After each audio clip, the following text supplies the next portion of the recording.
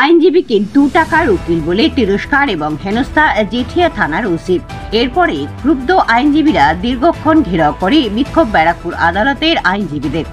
ব্যারাকপুর আদালতে তন্ময় বিশ্বাস নামে এক আইনজীবীকে 2 টাকার উকিল বলে অপমান করে জেঠিয়া থানার ওসি প্রদীপ সরকার। এছাড়াও ওই আইনজীবীকে ওসি প্রদীপ সরকার হেনস্থা করে বলে অভিযোগ। এরপর আজ দীর্ঘক্ষণ ওই ওসিকে ঘিরে বিক্ষোভ দেখায় ব্যারাকপুর আদালতের আইনজীবীরা। এরপরে ব্যারাকপুর পুলিশ কমিশনার সহ পুলিশ আধিকারিকরা ছুটে আসে আইনজীবীদের সাথে আলোচনা করতে। যদিও আইনজীবীরা ওই অভিযুক্ত ওসিকে আটকে রাখে দীর্ঘক্ষণ, তবে আইনকে আটকে রাখার ঘটনা অস্বীকার করেন ক্ষুব্ধ আইনজীবীরা। আরও বিস্তারিত জানতে চোখ রাখুন আমার বাংলার পর্দায়। একজন লার্নেড অ্যাডভোকেট নাম তন্ময় বিশ্বাস, তাকে জেঠিয়া থানার ওসি ওই প্রদীপ সরকার প্রচণ্ডভাবে হেনস্থা করে।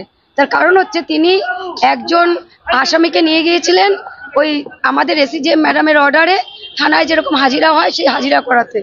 ওনাকে অকথ্য ভাষায় গালাগালি করেন এবং ওনাকে রীতিমতন ধাক্কা মারার উপক্রম করে ওনাকে থানার ওই জায়গা থেকে বার করে দিয়ে যান এবং বলতে থাকেন যে 2 টাকার উকিল, তোদের মতন উকিল আমার পায়ের তলা দিয়ে আসে যায়।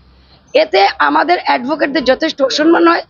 সেই ভাইটি আমাদের বার অ্যাসোসিয়েশনে আমাদের সেক্রেটারি এবং প্রেসিডেন্টকে লিখিত দেন এবং সাথে আমাদের এসিজিএম ম্যাডামকেও দেন। আপনারা কি এখনো কি জেঠিয়ার উকিল জেঠিয়া যে ওসি আছে সে কি এখনো ভিতরে আটকে আছে? দেখুন, হ্যাঁ, সে তো এখনো ভিতরে আছে। আমাদের একটাই দাবি যে তারা আসুক, এসে সেইখানে আমাদের সবাই সামনে ক্ষমা চাক। কারণ আমাদের মা বাবারা তো কোনো সময় মামলা করতে আসে না। আমাদের এই কালো কোটটা সম্মানের, আমরা কোনো অফিসারদের কোর্টে এলে আমরা অসম্মান করি না। সে জায়গায় আমরাও তো ডিজার্ভ করি যে আমরা কোনো থানায় গেলে আমরা কোর্ট অফিসার আমরা একটা সম্মান পাবো। উকিল কথাটা কে বলেছেন? একদম জেঠিয়া থানার ওসি প্রদীপ সরকার। উনি কিন্তু বিগত দিনে গোলা থানাতেও না, উনি ক্ষমা চাননি। রাত 8টা বেজে গেল, উনি ভুল স্বীকার করেছেন কিন্তু উনি ক্ষমা চাননি। রাত 8টা বেজে গেল, এখনো পর্যন্ত উনিও আটকানো, আপনারাও আটকানো? না, আমরা আটকানো না, আমরা রয়েছি আমাদের প্রতিবাদের স্বার্থে, আমাদের উকিলদের সম্মানের স্বার্থে।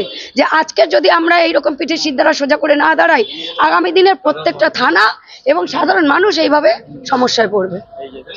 দাবি ত্যাগ এই চ্যানেল কোনো প্রচার করে না হিংসাত্মক, ক্ষতিকারক বা অবৈধ কার্যকলাপ। এই চ্যানেল দ্বারা প্রদত্ত সমস্ত বিষয়বস্তু শুধুমাত্র একটি শিক্ষামূলক উদ্দেশ্যের জন্য। ধন্যবাদ। শুভেচ্ছা টিম আমার বাংলা নিউজ।